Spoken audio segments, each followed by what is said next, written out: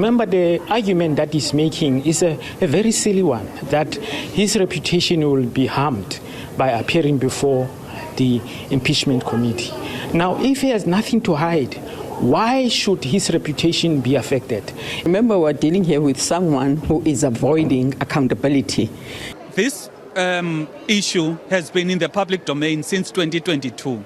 As we are speaking here now, there's no South African that can confidently say we have gotten all of the answers when it comes to Phala Phala. And so it is bizarre that he finds himself in this position. I mean, who keeps their money in their couch?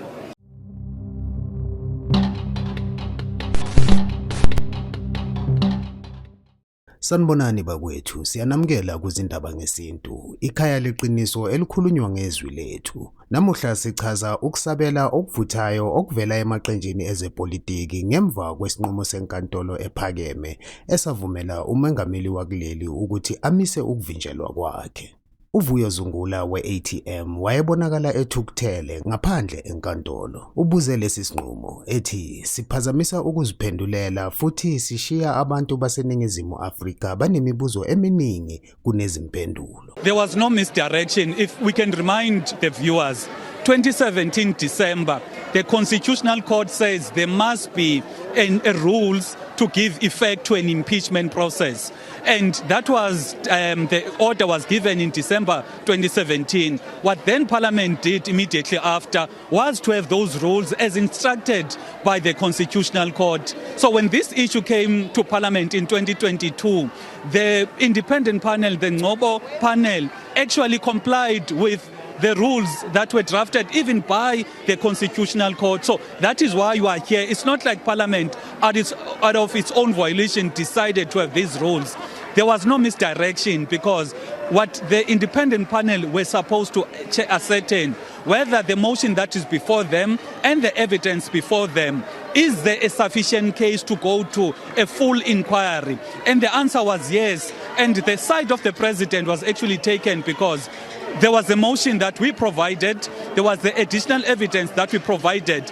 All of that was placed before the president. The president responded to everything, including his head of security, Wally Rhoode, the presenter, gave evidence. Now, in the light of both information, both from us as a party who submitted the motion and the responses by the president, the independent panel said, taking into account all of this information, there's a case to answer.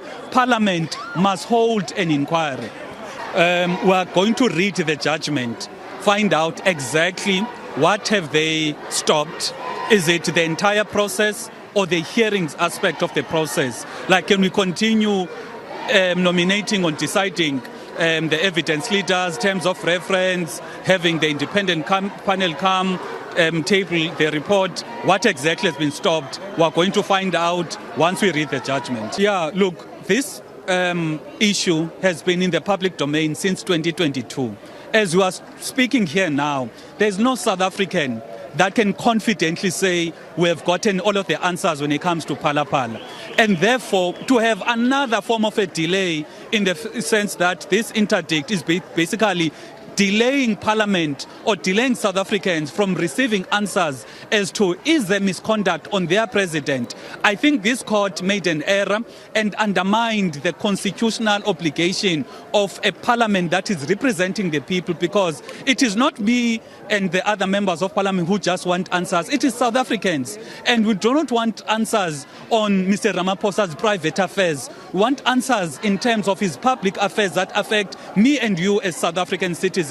So to have a court today delaying that, in addition to the other delays that we've had since 2022, this judgment, it is something that South Africans should be really worried about, whether the court today really is for the people or the court here has made some political considerations and maybe ruled in the favor of the president instead of affirming the constitutional provision of accountability and having a parliament that is a voice of the people, providing a platform for South Africans to get answers from the executive through their elected representatives. I-EFF ithe ayimangazi kodwa ayimangazi.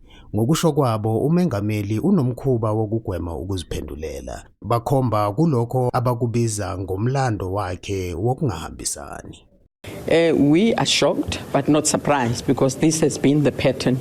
Remember, we're dealing here with someone who is avoiding accountability. If you go back, you will notice that the president himself denied that his son was involved in the Bosasa deal. Later on, he came back, he admitted. Then again, Mohamela, the guy who has got a lot of money, nobody knows where he gets it from, was seen with the president. And the president denied knowing him. But at the end, he came back and he agreed that he knows the man. Then it was the Phala.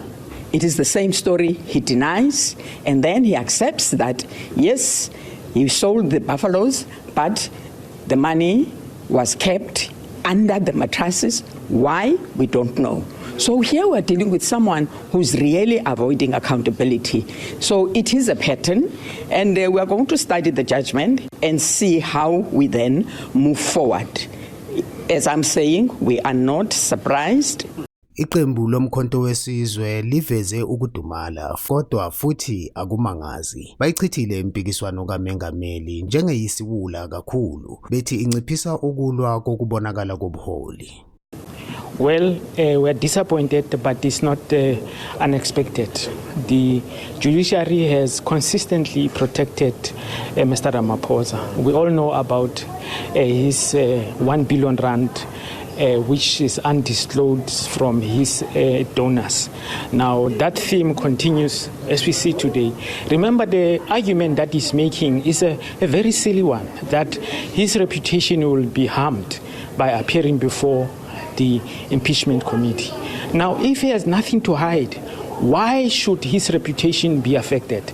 If he is not guilty for stuffing his finisher with dollars which have not been accounted for, why is he afraid to come before the impeachment committee? This is a delaying tactic, and it's highly disappointing that the judges would accept the argument that his reputation would be negatively affected and therefore grant him his request for a stay of this matter. EDA iphinde yaxeka lesi sinqumo. Baphikisana ngokuthi uRamaphosa unecala lakhe kuphela ngokuba kulesi simo.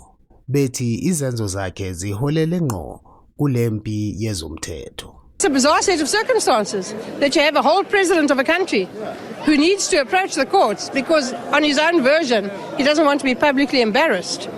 How he finds himself in this situation is, of course, his own fault. And so it is bizarre that he finds himself in this position. I mean, who keeps their money in their couch? Importantly here, Glynis, is also the question around the review application.